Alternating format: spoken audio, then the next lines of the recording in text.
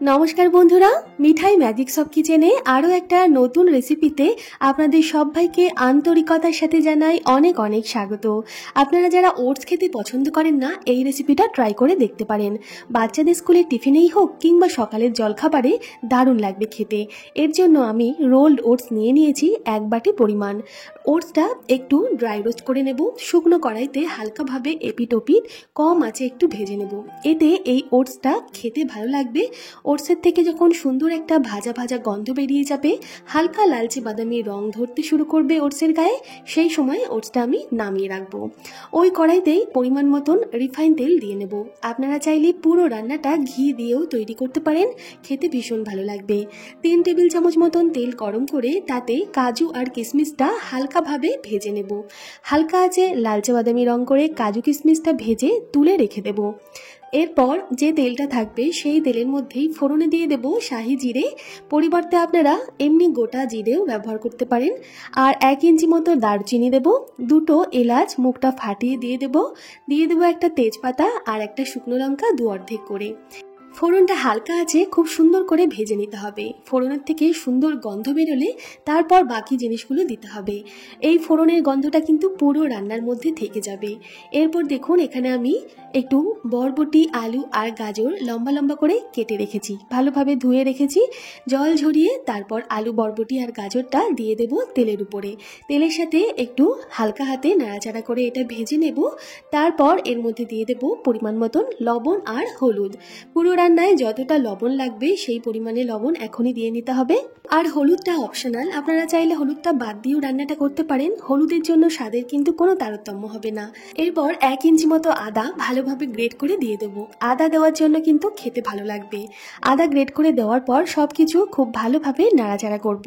Medium আঁচে আলু, বরবটি আর এই গাজরটা একটু ভেজে নেব। মোটামুটি অর্ধেকেরও বেশি সেদ্ধ হয়ে গেলে তারপর এর মধ্যে দিয়ে দেব কুচিয়ে নেওয়া টমেটো। আপনাদের হাতের কাছে ক্যাপসিকাম থাকলে আপনারা এই সময় একটু কুচনো ক্যাপসিকামও দিয়ে নিতে পারেন, খেতে ভালো লাগবে। টমেটো দেওয়ার পর আবারও হালকা হাতে একটু ভাজাটা করে নেব। টমেটোটা একটু গলে গেলে তারপর এর মধ্যে দিয়ে দেব আগে থেকে ড্রাই রোস্ট করে রাখা ওটসটা। ওটস দেওয়ার পর সব কিছুর সাথে কিন্তু আবার ভালোভাবে ভেজে নিতে হবে। যে তেলটা অতিরিক্ত থাকবে সেই তেলের মধ্যেই ওটসটা ভাজা হয়ে যাবে, একদম ঝরঝরে পাবে। ভাজা হয়ে গেলে তারপর এর মধ্যে পরিমাণ মতন জল দেব। যেই বাটিটা মেপে আমি ওটস ব্যবহার করেছি সেই বাটি মেপেই জল দেব। 1 বাটি ওটসের জন্য সবজি সহ 2 বাটি জল এখানে লাগবে, মানে 2 বাটি জলে ওটস আর সবজিটা সেদ্ধ হয়ে যাবে আর রান্নাটা একদম ঝরঝরে হবে। তৈরি করছি নিরামিষ ওটসের পোলাও। এটা আপনারা যেমন চান তেমন পছন্দ মতো সবজি দিয়ে রান্না করতে পারেন। চাইলে ফুলকপি, মটরশুঁটি এগুলো এর মধ্যে ব্যবহার করতে পারেন। ভালোভাবে জলটা ফুটে উঠলে দিয়ে দেব ভেজে রাখা কাজু আর কিশমিশটা। সামান্য রেখে দেব কাজু কিশমিশ ভাজা, পরে গার্নিশিংয়ে ব্যবহার করব। জলটা দেওয়ার পর ঢাকা দিয়ে কম আঁচে 10 মিনিটের জন্য রান্না করে নেব। তারপর ঢাকনা খুলে দেখে নেব কতটা জল আছে। যদি একটু জল জল থাকে কোনো অসুবিধা নেই, একটু নাড়াচাড়া করলে জলটা শুকিয়ে নেব। চেক করে নেব আলু, গাজর, বরবটি এগুলো সেদ্ধ হয়েছে কিনা। মোটামুটি সেদ্ধ হয়ে যাবে রোল্ড ওটসের সাথে। আপনারা যদি কুইক ওটস ব্যবহার করেন বা পাতলা যে ওটসটা ব্যবহার করেন তাহলে কিন্তু আলু আর গাজর, এই বরবটি, এই সবজিগুলো ভালোভাবে সেদ্ধ করে তারপর ওটসটা দিয়ে রান্নাটা করে নেবেন। নামানোর কিছুক্ষণ আগে একটু চিনি দিয়ে নিলাম 1 চামচ মতন, আর একটু ঘি দিয়ে নেব। এটা নিরামিষ রান্না তো পোলাওয়ের মতন তৈরি হচ্ছে, একটু মিষ্টি মিষ্টি খেতে ভালো লাগবে। তারপর সবকিছু ভালোভাবে নাড়াচাড়া করে কড়াইতেই ঢাকা দিয়ে কিছুক্ষণ রেখে দেব গ্যাস বন্ধ করে।